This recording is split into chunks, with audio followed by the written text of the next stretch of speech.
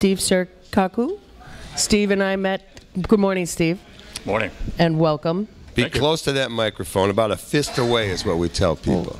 And now everybody knows. Yeah, the little secrets of community radio. Steve and I met when we were both working our tails off to get Miguel del Valle elected. That's right. I wish you guys had had more. I wish you guys bad. had had more success. So do we. Every day, more and more, we wish that. Yep. And Steve also is a retired CPS teacher. Educator. He likes to be called. Educator.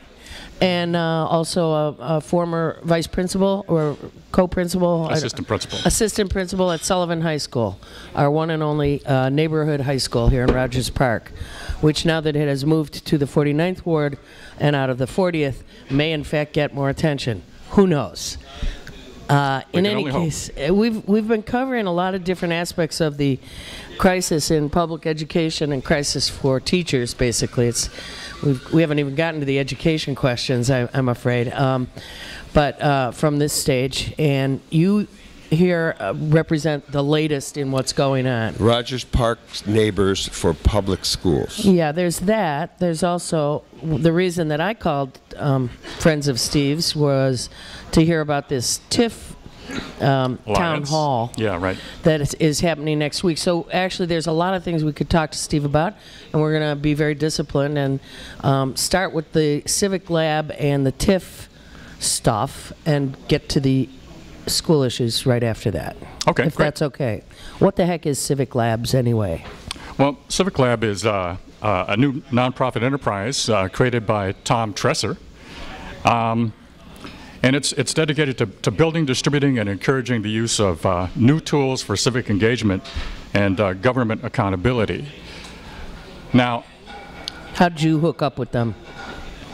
Well, there were a group of us who were looking at how TIFs were being used and how the schools were being deprived of all this money. That's right. Year after year. Year after year. Right. So it's, we wanted to find other groups who wanted to, do something about this. Because TIFs don't just affect the schools. They affect the city, the county, and so on. So, so that's where we found Tom. He had done some really great work. And the Gray Panthers, right? Right. Well, he's a Gray Panther now. No, that's another group. Different that's group. Okay. Part of. That's He's close the one to I want to get involved with. Yeah, you are a Gray Panther, dude. Have you seen Tom? I don't know if you can sell it. If it was gray there, I don't know.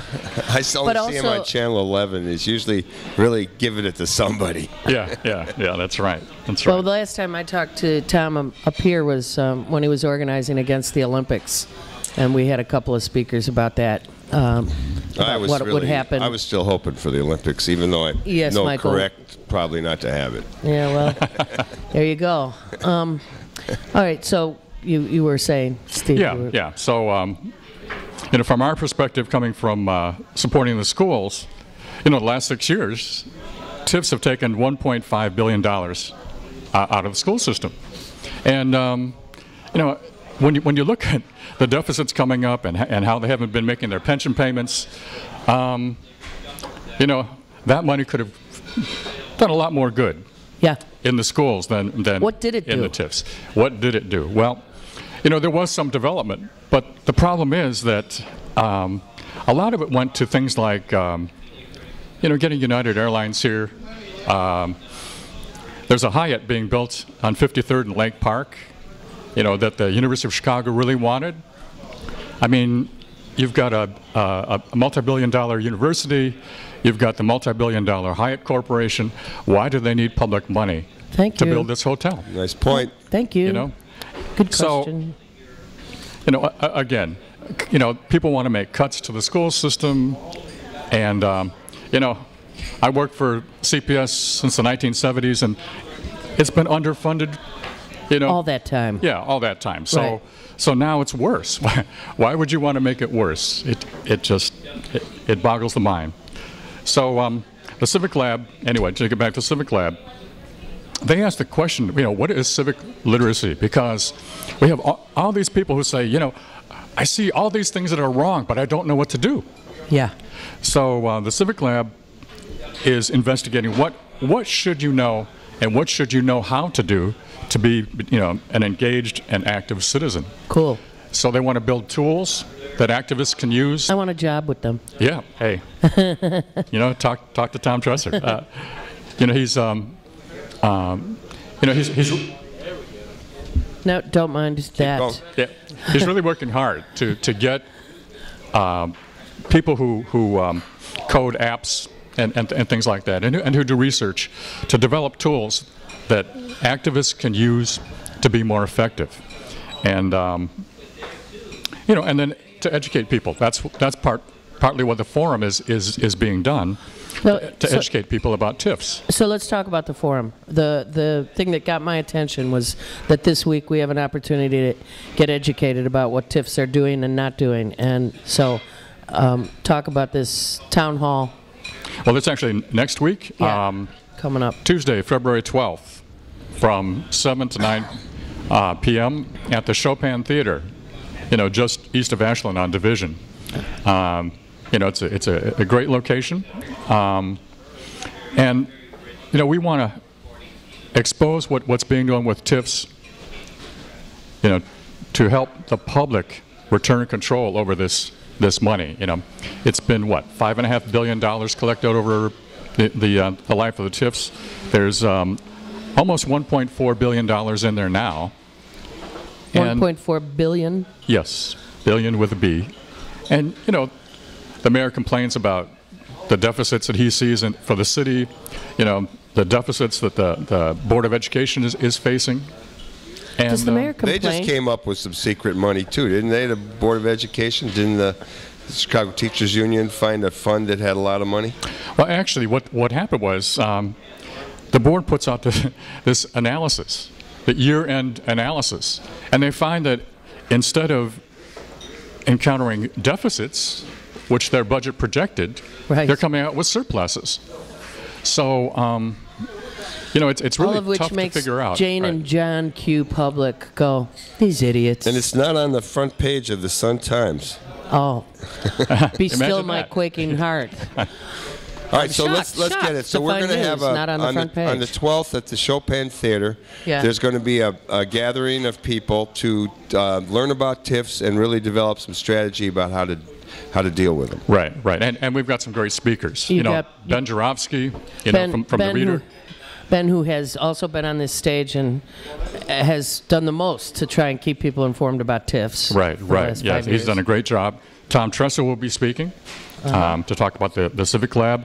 The Civic Lab has done an analysis of the 27th Ward and all of its, the 12 TIFs there, just to show, how much money is taken in, what it's used for, and he'd like to expand that to all 50 wards, but it's going to need more people power. And then the last speaker will be Professor Richard Dye from UIC. Mm-hmm. In 2006, he did a study that showed that TIFs don't really help development the way that people think they do. And in some cases, they hurt development. The kind of development they were meant to support. That's right. That's right. That's the big diff. They help certain development. Absolutely. There's this beautiful office building with a restaurant near the Chicago River. Yeah. $30 million in TIF funds. It's jeez. Yeah. So it's. All right, we'll run out of time before we know it. So let's. I'm going to shift focus because what caught my attention was Rogers Park Neighbors for Public Schools. Yeah. And tell us what that's all about. So we got about 4 or 5 minutes for that. Okay. Well, the Rogers Park Neighbors for Public Schools. It got started with the attack on the teachers union, leading up to the strike. Right. And then after the strike, there was such solidarity between the community and the teachers that they knew that the fight wasn't over because of all the school closures and all the talk about closing schools, turning schools around. And, it was felt that some of the Rogers Park schools might be vulnerable to that. And not just Rogers Park schools, but all schools. Sure. And the damage that's done to the communities where these closures have happened, it's just devastating in communities that are already suffering. Right. So, and the solutions haven't proven to be any better. So why are we destroying communities if we're not going to have a better solution? Are there solutions coming out of this group? Do people see a better way? Well, you know, if we can force CPS and the city to address the problems that lead to many failing schools, you know, such as poverty and blighted neighborhoods. Is that really CPS's job, or is it more everybody else's job? Well, you know, I think it's both. You know, CPS has to deal with the reality. Yeah, they sure do. They have to deal with the reality of all of societal ills that walk in their front doors in the form of 5 and 6-year-old kids. And it's where you want to put your resources. Right. You know, so instead of creating more, you know, magnet schools or selective enrollment schools, maybe we should put more money into the neighborhood schools. Because if you have a good neighborhood school, you don't need selective enrollment schools.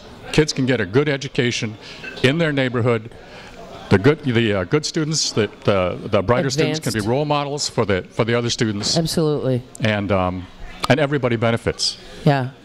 We're way concerned about the segregation that we see happening as a result of, say, inserting a charter school in our neighborhood that seems to draw only the Latino students from all of our neighborhood schools, resulting again in the kind of segregation that slapped our city's school system with tons of fines for many, many years, and the history we won't even go into. But you know, these kids have to be educated together so that they can run a nation together. That's right. That's right.